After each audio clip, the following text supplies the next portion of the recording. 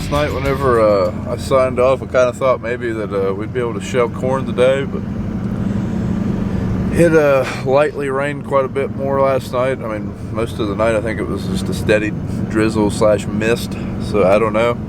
It was very questionable whether we'd be able to today, so I kind of doubt we do, but maybe. So we're calling this kind of a rain day for now. I don't know. Just have to see how this goes. But this morning we are going to put the Dad ordered the same sieve we put in my combine, so we're going to put that in there first. Right now what we're doing, Dad already had all the stuff removed off the back of the combine. We're trying to pull the sieves out where we don't pull them out very often. They're a little froze up.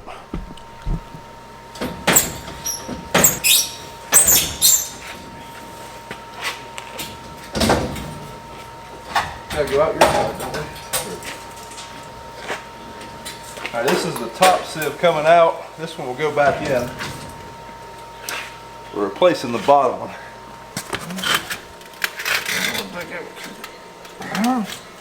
Don't look bent up or anything. Pretty good shape. There we go.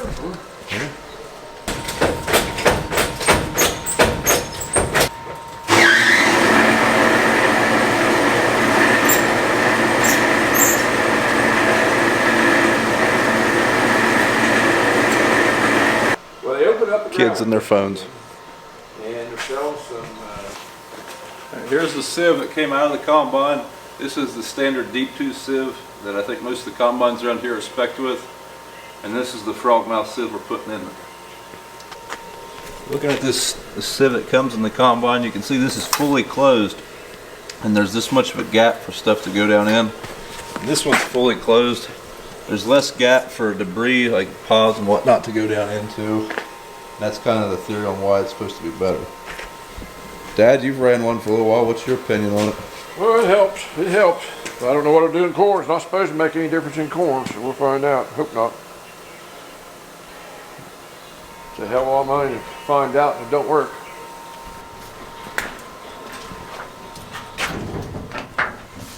Once you put this thing in here, it just goes down on these tracks right here and just slides right in there. There's nothing to it, and then Dad's tightening up the bolts that keep it from sliding out. Those just pretty much put tension on to keep it there, don't they? Yeah. And then you got to hook back up the electric motor that lets you adjust the sieves from the cab. And that's really all there is to it.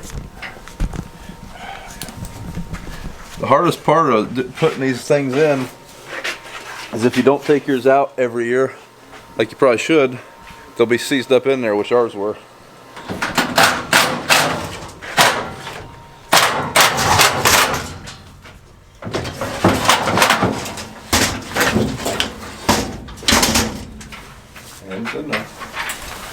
Alright, both of these are bolted in now, and now we're ready to put the top sieve back into it.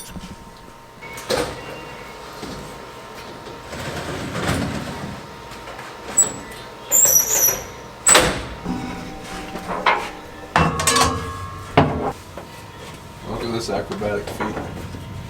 Wow. The top sieves, there's 3 bolts along this bar right here to hold them in. And there's a bolt right where he's at, clamps onto the side of it. One clamps on this middle rail on each side, and then one right here. Yeah, long bolting thing over here. Alright, now we're putting the electric motor back on the top sieve. It bolts to this bracket that holds the top sieve in place. And then there's I don't know what you'd call it, like a cover or deflector that goes over top of that, and that's pretty much it.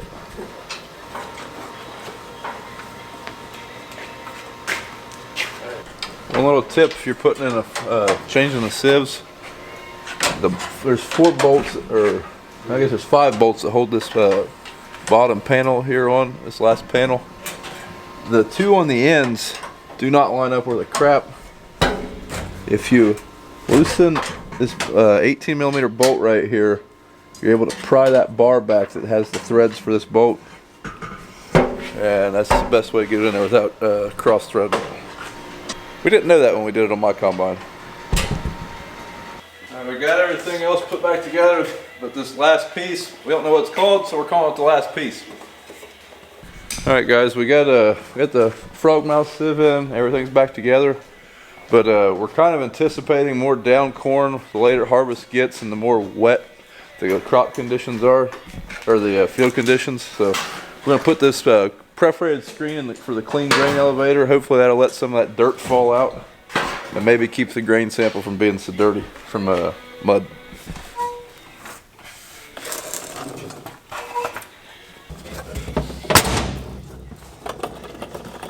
Do we have to take that brace off? No.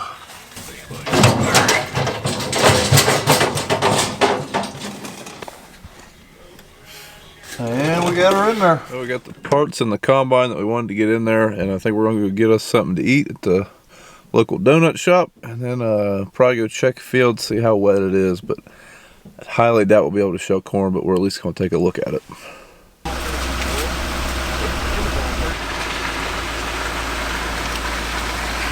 Well, this farm's definitely a no-go for today. Probably a no-go for the rest of the weekend. This ground over here is substantially different from the ground you've seen us running. This is wet ground. There is systematic tiling through it, but it's still holding water pretty bad. So it'll probably be a while before this corn gets shelled. Well, corn's going to be a no-go for today.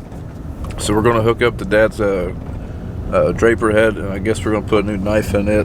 That way, once we ever do get back in beans, hopefully we can just go right through them pretty quick.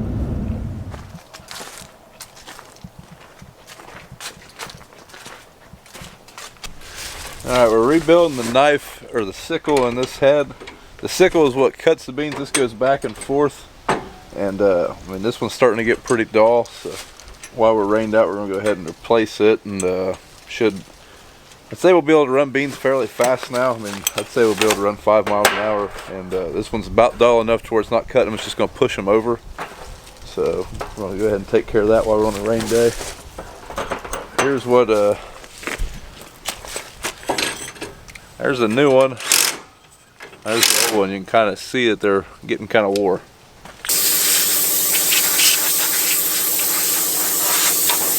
I'm kidding. Not that bad.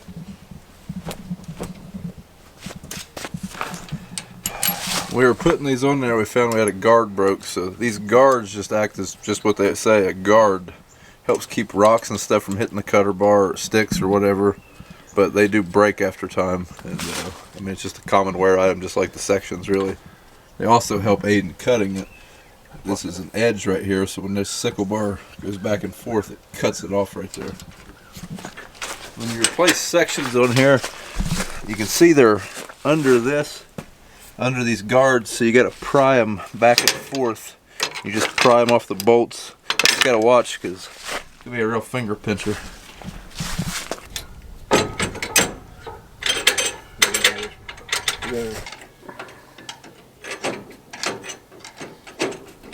Alright, we're finally starting to make some progress. Seems like if you, once you get the thing just right, you're able to pull off like a bunch at one time and take all the bolts out. And then like right now, every third one we're able to pull off. It's a lot easier than having to go back and forth, take a bunch out at one time like that.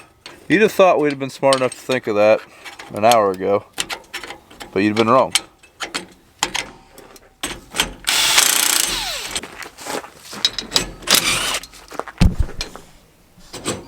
Oops. Someone put a camera right there.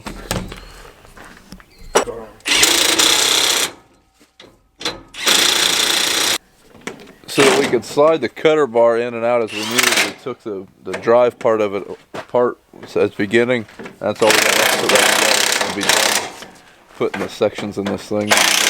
It'll be good to go.